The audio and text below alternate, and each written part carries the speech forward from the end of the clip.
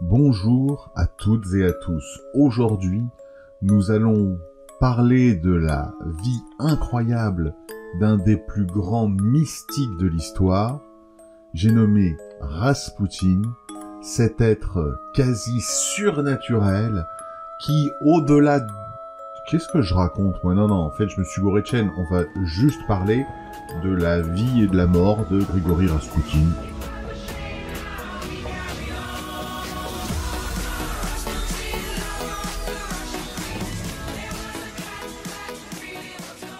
Pour comprendre Raspoutine, il faut aussi comprendre le pays dans lequel sa légende va naître. Le tsar Nicolas II est au pouvoir. C'est un tsar qui n'a pas vraiment envie d'être au pouvoir. D'ailleurs, lui-même avouait qu'il ne comprenait pas forcément grand-chose à la politique de l'Empire. Et ça n'était pas vraiment une époque où, pourrait-on dire, l'Empire russe était dirigé par quelqu'un de très compétent, mais il ne s'en cachait pas, ça n'était pas du tout son truc. Et comme c'est pas son truc, il va régner comme papa, hein. C'est-à-dire un empire avec de gentils paysans qui, d'après lui, sont très heureux d'être dirigés par un tsar de droit divin. Il n'était pas très au fait des changements et de l'évolution de la société russe de l'époque. Alors, le tsar va avoir 5 enfants. Les 4 premiers, pas de chance, c'est des filles. Alors, attention, ceci n'est pas une remarque sexiste. Il se trouve que la société russe de l'époque, elle, était sexiste et les femmes ne pouvaient pas régner, elles ne pouvaient pas prendre la place de leur père. Donc, il fallait, pour que la lignée continue, un représentant mâle, un héritier mâle. Et c'est seulement au bout du 5e enfant que la tsarine mettra au monde un garçon.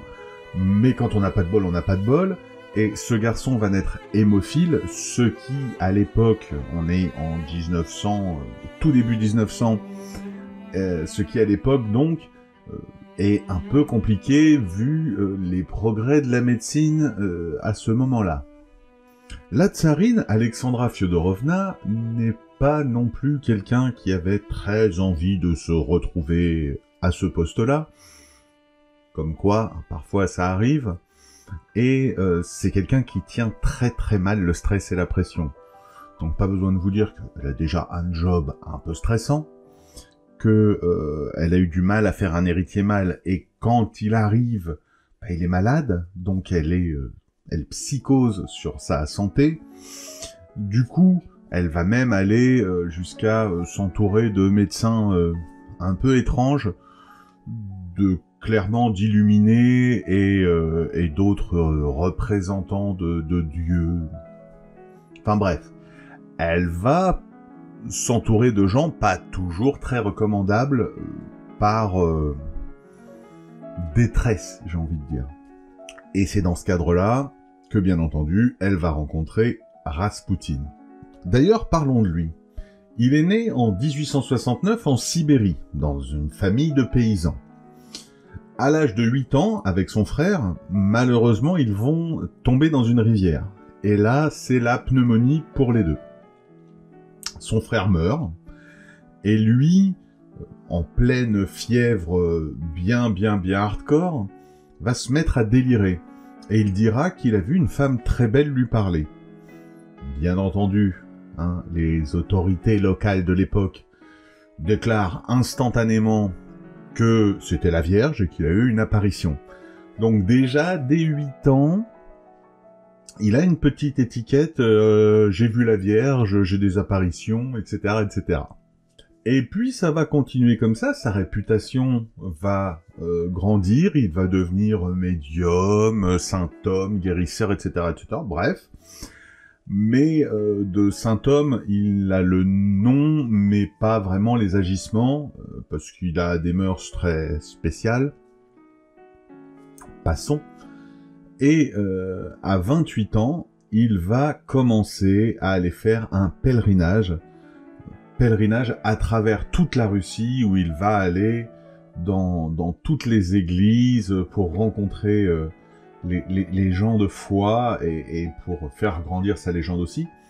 Alors, ce pèlerinage a certainement été motivé par sa grande piété, et peut-être un tout petit peu aussi parce que, à force de déconner, il a été banni pendant 1 an de son village.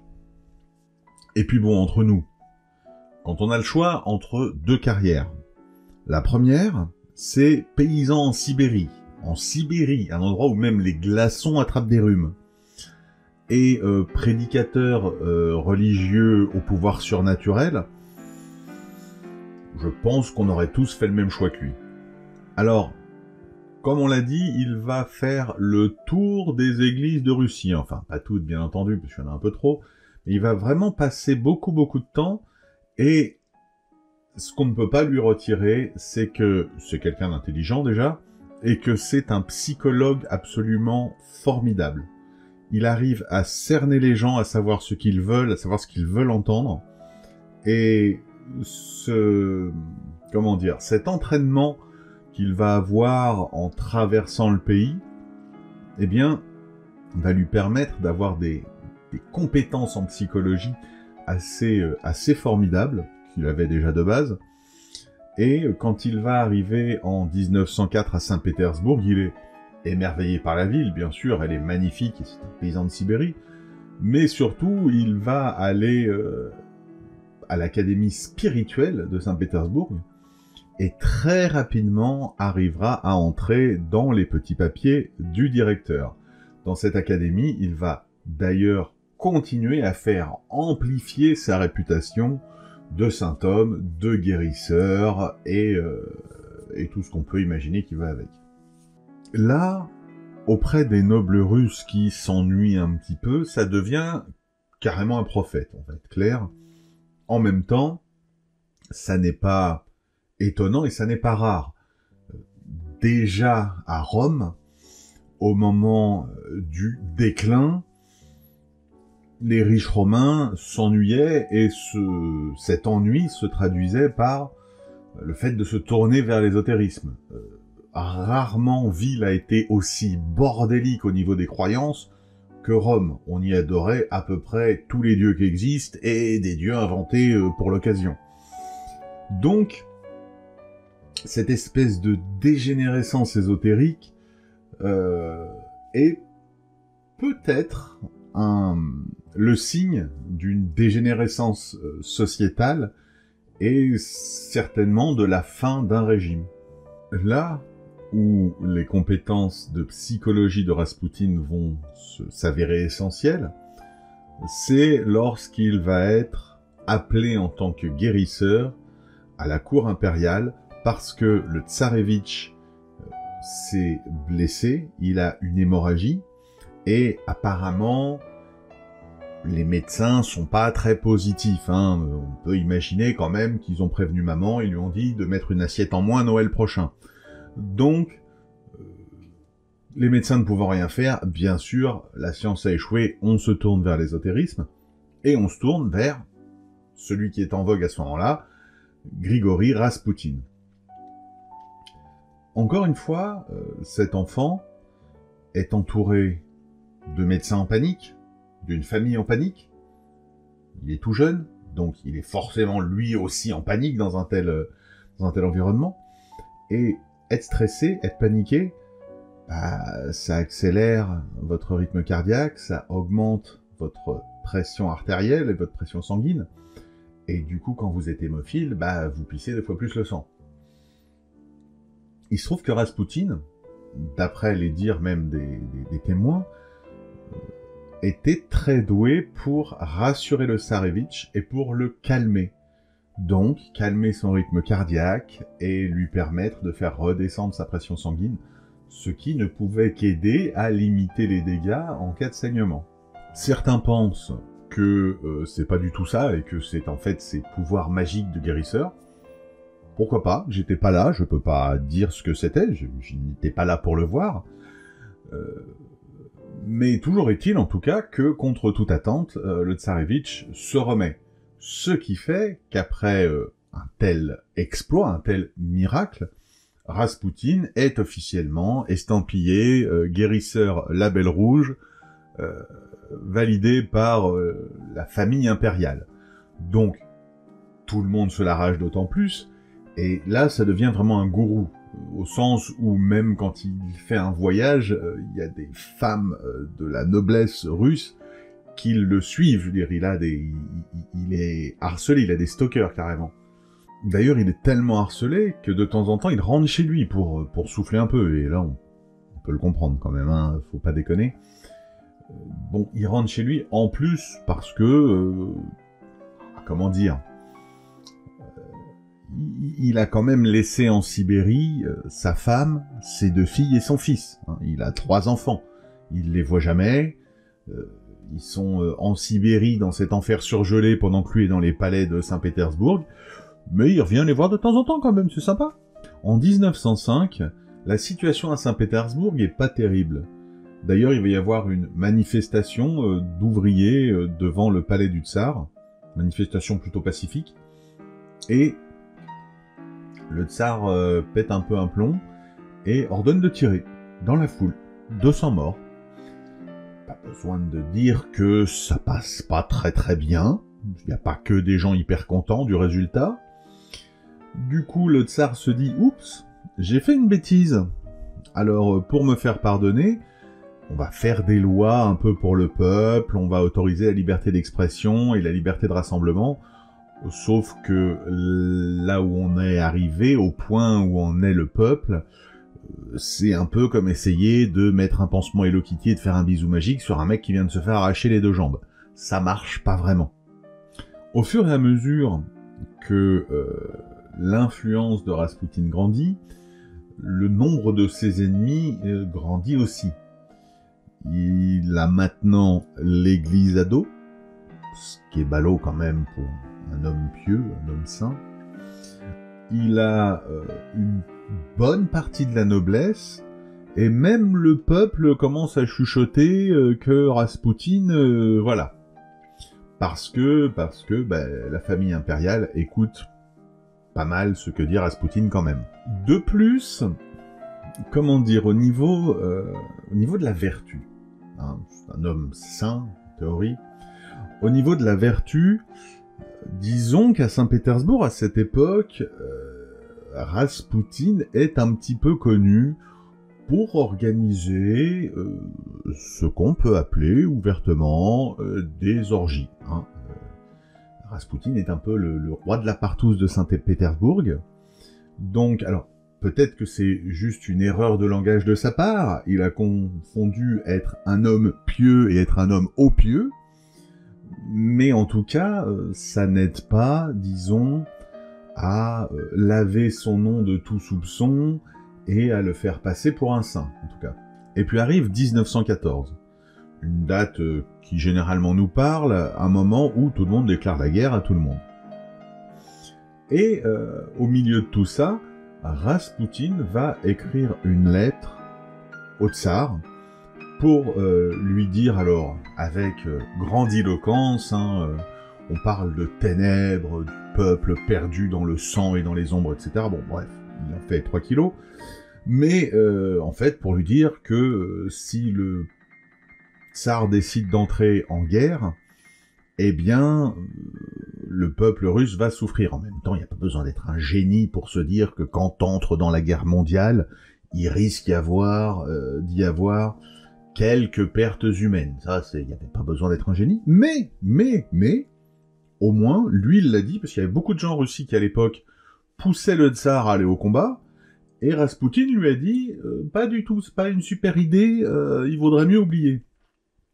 Malheureusement, Nicolas II, alors que c'était plutôt une bonne idée cette fois-ci, Nicolas II l'a pas très bien pris, et a trouvé que Rasputin dépassait un peu les bornes, et se mêlait un peu trop des affaires qui ne le regardaient pas. Et le pire de tout, c'est que Nicolas II n'a pas du tout envie de faire la guerre à l'Allemagne. La tsarine elle-même est allemande. Et lui, ça l'intéresse pas du tout d'aller combattre les Allemands. Sous la pression des gens qui le conseillent, il va juste mobiliser les troupes, au cas où, en prévention, sauf que l'Allemagne va voir ça comme un geste belliqueux, et du coup va déclarer la guerre aux Russes. Pas de bol. Et puis en 1915, le tsar installe son quartier général au front. Et il laisse la tsarine pour gérer les affaires internes du pays. Et ça, c'est pas une super idée, parce que c'est une femme formidable, mais elle est pas faite pour ça. Clairement, elle est pas faite pour ça. Et clairement, à cette époque-là, elle est sous l'emprise de Raspoutine. Elle est fan, hein. Elle l'appelle maître, quand même. Voilà, le tsarine, elle appelle un mec maître. Et du coup, bien, elle ne prend pas que de bonnes décisions. Lui, Raspoutine, continue à affermir son emprise alors plus ou moins volontairement d'ailleurs, hein. Ça je n'affirmerai pas, mais il affermit son emprise parce que il y a 2-3 petits problèmes de santé au niveau du tsarevitch, c'est toujours lui qui les règle, donc il assoit encore et encore son image de guérisseur, de saint, de gourou, de tout ce que vous voulez. Et puis, ça ne plaît pas à plein de monde, parce que aujourd'hui, la tsarine écoute plus Raspoutine qu'elle n'écoute ses ministres. Et ça pose un problème, parce que ça ne plaît pas vraiment aux ministres qui sont là, ça ne plaît pas vraiment à ceux qui, avant, avaient l'oreille de la famille impériale, et qui aujourd'hui sont relégués dans un coin, puisque c'est Raspoutine qui fait un peu la pluie et le beau temps. Et puis bon, l'Empire est en déclin, il va falloir un bouc émissaire, comme il est magnifique celui qu'on nous offre. On est tellement dans le trip, la guerre anti-allemand, anti-pouvoir impérial, c'est de leur faute, qu'on ressort le fait que la tsarine soit allemande, et il y a même une rumeur qui court que la tsarine aurait une ligne directe avec le QG allemand, et qu'elle serait une espionne, et qu'elle leur révélerait tout ce que font les Russes. Pas besoin de vous dire que on est en plein délire, mais la tsarine reste la tsarine, et on a quand même un certain respect pour l'image. En revanche, Raspoutine, lui, n'est qu'un paysan sibérien. Donc, si par hasard on devait le zigouiller, ce serait pas si grave. Du coup, ne reste plus qu'à s'établir un petit complot entre nobles. Là, je voudrais faire une toute petite parenthèse sur tous les gens qui nous expliquent à quel point Raspoutine est un grand prophète parce qu'il a prédit sa mort, qu'il a prédit plein de choses. Il a prédit, je vous l'ai dit, hein, il a prédit que le peuple russe serait plongé dans le sang et le feu si les Russes s'engageaient dans la guerre. Alors, premièrement, moi je veux bien qu'on me dise qu'il a fait des prédictions, mais on va pas les trier. On va prendre toutes les prédictions de Raspoutine et on va regarder sur toutes les prédictions qu'il a faites, parce qu'il a pas mal écrit Raspoutine, hein. Il a écrit 2-3 choses. Donc sur l'entièreté des prédictions qu'il a faites, il y en a plein qui ne se sont jamais réalisées et qui étaient totalement fausses. Donc déjà, j'aimerais bien qu'on les garde toutes, avant de dire que c'est un formidable visionnaire, il s'est quand même planté un paquet de fois. Et deuxièmement, pour moi, quand tu prédire que si ton peuple s'engage dans une guerre mondiale, il va souffrir, ça s'appelle juste avoir 2 neurones qui fonctionnent, ça s'appelle pas être un grand visionnaire ou un gourou ou quoi que ce soit. Quant à prédire sa mort, comment vous dire, le gars a pour seul soutien une famille royale, impériale, qui n'a plus vraiment de poids et de pouvoir. Il est détesté par l'Église, le peuple l'adore pas non plus, les nobles qui se trouvent autour ont clairement envie de le zigouiller. Il n'y a pas besoin d'être un génie pour se dire « Tiens, est-ce que je vais pas mourir rapidement ?» Le mec marche avec une cible dans le dos. D'ailleurs, il le savait, puisqu'il y a une scène, il y a une période où il rentre en Sibérie, comme d'habitude, hein, il fait des petits allers-retours, sauf que là, il veut plus revenir.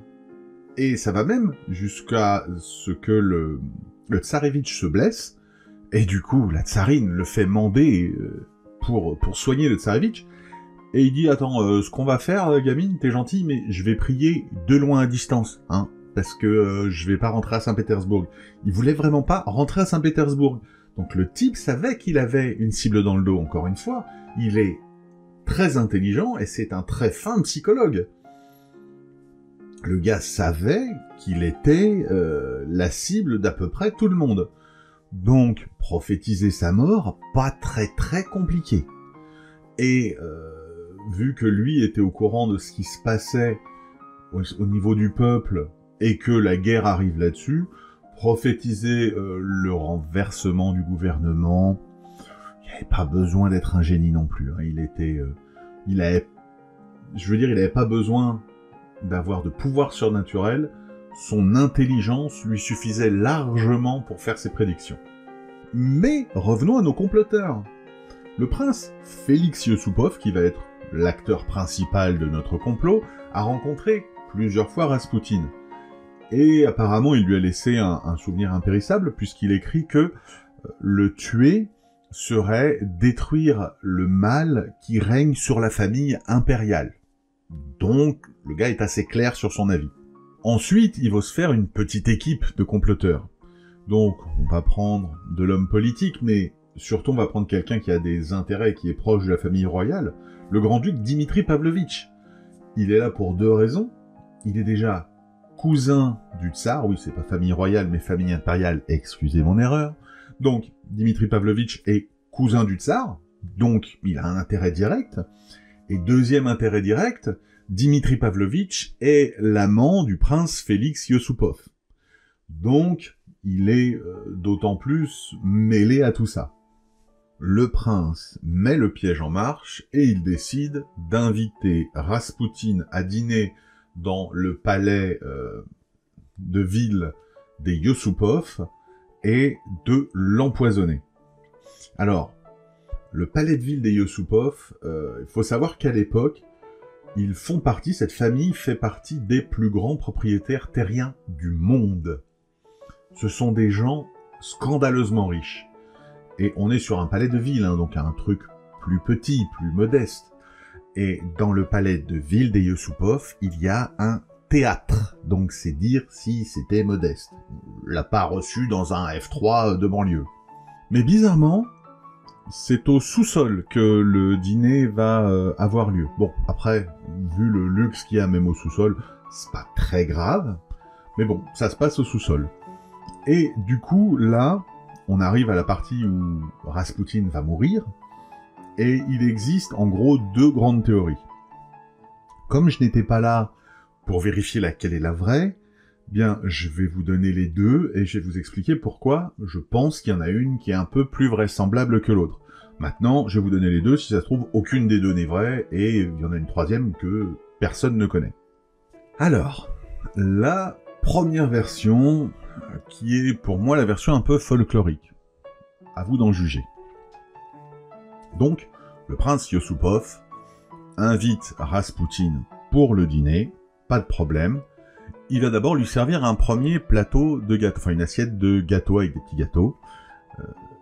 Mais ces petits gâteaux sont parfaitement normaux. Raspoutine va les manger, intégralement. Ok, donc ensuite il enchaîne, hop, deuxième assiette de gâteaux, sauf que ces gâteaux-là sont remplis de cyanure, et comme on le sait, le cyanure c'est pas super bon pour la santé. Mais Raspoutine, visiblement, se fait sa deuxième assiette de petits gâteaux, et il ne se passe rien. Il est en pleine forme, le gars.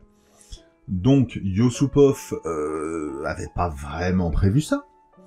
Du coup, il sort de la pièce et il va dans une autre pièce où l'attendent certains de ses comparses. Il va du coup chercher une arme à feu, revient et tire 2 fois dans la poitrine de Raspoutine, qui tombe à terre. Bon, jusque-là, tout est normal, il s'est fait flinguer, voilà.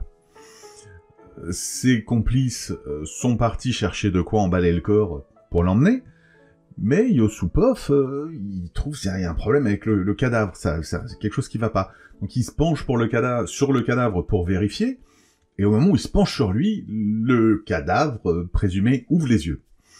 Donc Yusupov se met à paniquer intégralement, il part en courant chercher ses potes, quand ils reviennent pour l'achever, et bah il est plus là, Rasputin. Et ils fouillent un peu partout, ils s'aperçoivent qu'il est sorti par une fenêtre. Bon. Du coup, ils le poursuivent dehors, ils le rattrapent quand même, il a 2 balles et du cyanure plein le ventre, hein, et en fait, il est achevé d'une balle dans le front. Et ça, avant, il y avait plein de versions, sauf qu'on a retrouvé des photos, il y a des photos qui ont été retrouvées où on voit qu'il a pris une balle dans le front, donc normalement quand tu prends une balle dans le front, ça demande plus qu'un Doliprane pour te remettre. Une fois qu'ils ont eu une balle dans le front, hop, on se l'emballe, on l'emmène sur un pont sur la Neva, et on balance tout ça à la mer. Enfin, dans la Neva qui est un fleuve, qui est pas la mer. En espérant faire disparaître le corps, en fait. Et là, pas du tout, en fait, le corps ne disparaît pas, vu que la Neva est à moitié remplie de glace. Le corps est repoussé sur un côté et repêché 2 ou 3 jours plus tard, un peu surgelé, mais il est repêché.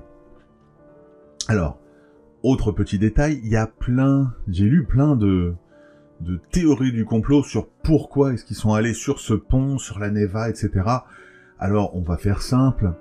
On est la nuit, un 16 décembre, donc en plein hiver, en Russie, dans un hiver en plus plutôt froid. Donc, pourquoi cet endroit-là? Bah parce que c'est le seul pont qui soit pas en plein centre-ville. Balancer un cadavre en plein centre-ville, bah terrible. Et sur un cours d'eau qui soit pas entièrement gelé. Parce que si tu le balances sur de la glace, c'est moins utile. Mais la dernière petite blague dans cette version, c'est que il a été dit qu'à l'autopsie, en fait, on avait retrouvé de l'eau dans les poumons de Rasputin. Et pour ceux qui ne le savent pas, ça veut dire que forcément, il respirait quand il est tombé à l'eau, donc il serait mort noyé, après avoir pris 3 balles dont une dans la tête et avalé du cyanure.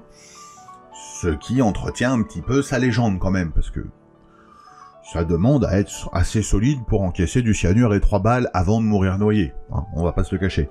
Pour cette version, au-delà du caractère scientifique assez improbable, on va pas se le cacher, il y a un détail qui pose problème.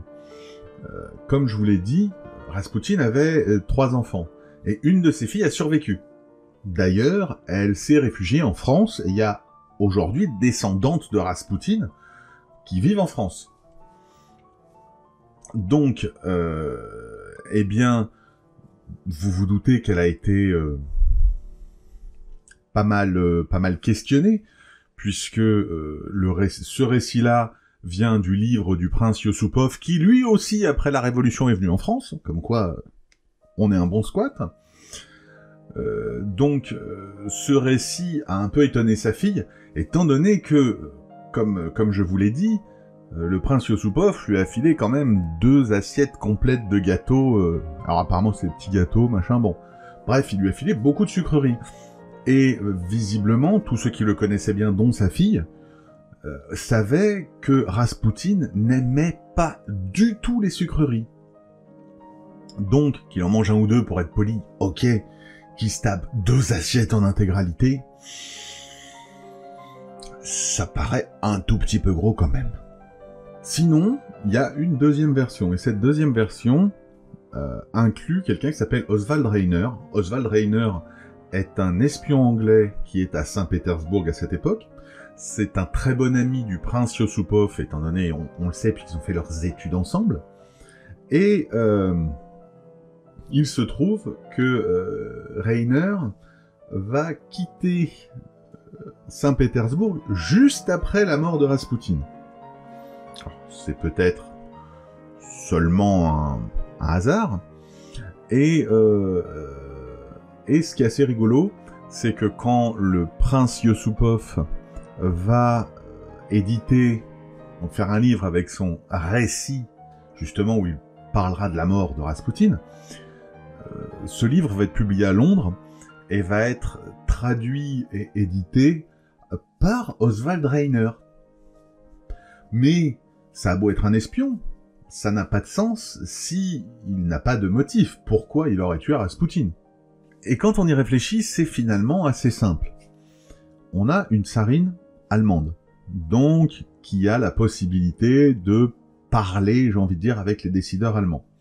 On a un tsar qui n'a pas forcément envie de faire la guerre avec l'Allemagne. Du coup, à cette époque, il y a de plus en plus de rumeurs d'une paix bilatérale allemande-russe, parce que les Allemands, ça les intéresse pas d'être là, et au final, les Russes veulent pas se battre avec eux, donc ça arrangerait tout le monde que cette guerre, en tout cas ce front, se ferme et s'arrête. Et puis, les Allemands pourraient récupérer des centaines de milliers de soldats qui pourraient être déployés à nouveau sur le front européen. Et clairement, ça n'intéresse pas du tout les Européens et c'est pas du tout à leur avantage. En plus, après sa lettre, Raspoutine ne s'est pas arrêté là. Il a continué à essayer d'intervenir auprès de la famille impériale en faveur de la paix. Et d'ailleurs, l'impératrice elle-même a écrit à Nicolas en lui demandant d'écouter les paroles du maître. Donc, d'œuvrer pour la paix. Et je pense que peut-être certains gouvernements, sachant que Raspoutine faisait de son mieux pour que la Russie et l'Allemagne soient en paix, se sont dit que pour préserver un peu l'Europe, il serait bien que Raspoutine soit en paix pour toujours. Alors dans cette version, on oublie les petits gâteaux, il aurait mangé une soupe qui aurait été droguée en fait, mais droguée plus style GHB. Pourquoi ? Parce que, visiblement, il aurait été attaché, séquestré et interrogé, voire torturé. Que voulait-on lui soutirer comme information ? Je n'en sais rien du tout, encore une fois, je n'étais pas là, mais c'est apparemment, dans cette version, ce que tout le monde retiendra, c'est qu'apparemment il a été torturé. Une fois que ça a été fait, erreur d'inattention de la part de des gens qui le gardaient, et il s'échappe par cette fameuse fenêtre, on en revient à la fenêtre, et il est rattrapé dehors, et on lui tire 2 fois dans le dos pour l'arrêter, et 1 fois dans la tête pour l'achever, comme ça se faisait régulièrement. Ensuite, on l'emballe, on le met dans la voiture, on va sur le pont de la Neva, et on le balance à l'eau. Au-delà de la vraisemblance physiologique, au-delà de la logique macro-politique, moi c'est le fait qu'il ait mangé dans le sous-sol qui fait que je pense que c'est ça la vraie version. Pourquoi ? Parce que, à la base, sur la première version, le prince Yusupov voulait tuer Raspoutine avec du poison. Il n'avait même pas pensé qu'il aurait à lui tirer dessus, sinon il aurait caché une arme dans la pièce, c'était pas très compliqué. Alors que là, il est obligé de sortir de la pièce pour aller chercher une arme. Donc il n'avait jamais pensé avoir à lui tirer dessus, donc avoir à faire du bruit, parce que le poison, ça fait pas de bruit, pas ce que je sache en tout cas. Donc, pourquoi le faire au sous-sol ? Alors que, si effectivement, il avait été prévu qu'il soit torturé, ce qui fait un peu de bruit, et qu'il soit abattu après, ce qui fait aussi un peu de bruit, là, il y avait une véritable raison de le recevoir dans le sous-sol. C'est pour ça que, personnellement, j'aurais tendance à plutôt croire cette version-là. Mais quelle que soit la version, Raspoutine est mort. L'impératrice est désespérée, elle va faire enterrer son corps dans le domaine de chasse d'un des palais impériaux, et en fait, après la Révolution, ils vont aller le déterrer, ils le crament dans une chaudière, et ils balancent ses cendres. Voilà, on s'en débarrasse, clairement. L'ironie de tout ça, c'est que les principaux conspirateurs, comme Yusupov, ont été très rapidement démasqués. Et du coup, ils ont été punis. Certains ont été exilés, d'autres ont été assignés à résidence, et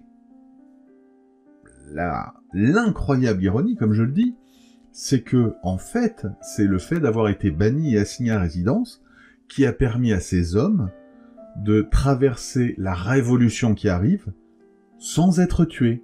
C'est le fait d'avoir tué Raspoutine qui leur a sauvé la vie. Voilà donc l'histoire de Grigori Raspoutine, un personnage que les gens friands de mystère se sont évertués à transformer en saint homme ou en démon, en personnage mystique et ésotérique, alors qu'en fait, c'est juste un type très psychologue et très intelligent, mais qui venait d'un milieu quand même de paysans sibériens et qui a été très certainement un peu dépassé par le monde d'intrigues et de complots qui règne dans la cour impériale à cette époque et qui malheureusement l'a payé de sa vie. Voilà, c'est fini pour cet épisode, j'espère qu'il vous a plu. Quant à moi, je vous dis à très vite.